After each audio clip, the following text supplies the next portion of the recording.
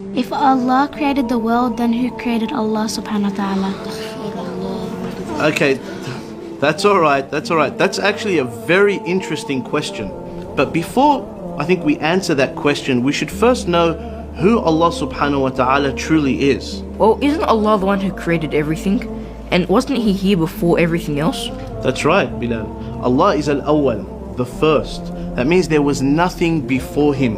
Allah subhanahu wa ta'ala is, was, and will always exist. So the question, who created Allah, doesn't make any sense, because the word Allah means the one who is uncreated. Sheikh, can you explain it a bit more? Okay, Muhammad, can you come to the front, please? So Muhammad, can you draw for us a square that's also a circle? That doesn't make any sense. It's either a square or a circle. That's exactly right. Thank you, Muhammad. You can go to your seat now. So, asking the question, who created Allah, is like asking somebody to draw you a squared circle. It just doesn't make any sense. I get it now, Sheikh. There's a problem with the question. That's exactly right. The question doesn't make any sense.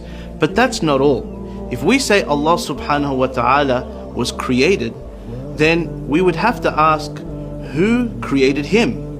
And then we would say, well then who created Him? And that would go on and on and on forever. And the entire world would never have existed. Let me give you an example. Aisha, if you wanted to sleep over at your cousin's house, would you have to ask your parents for permission? I'd ask my mum. That's exactly right. Now, what if your mum had to ask your father for permission? And then your father had to ask his father for permission. And that goes on and on and on and on. Would you be able to go to your cousin's house? So what needs to happen for you to be able to sleep at your cousin's house? Well, that's easy. Someone would have to be able to make the decision without having to ask anyone else. That's exactly right. Likewise, the world would never have existed unless Allah had created it without relying on somebody else.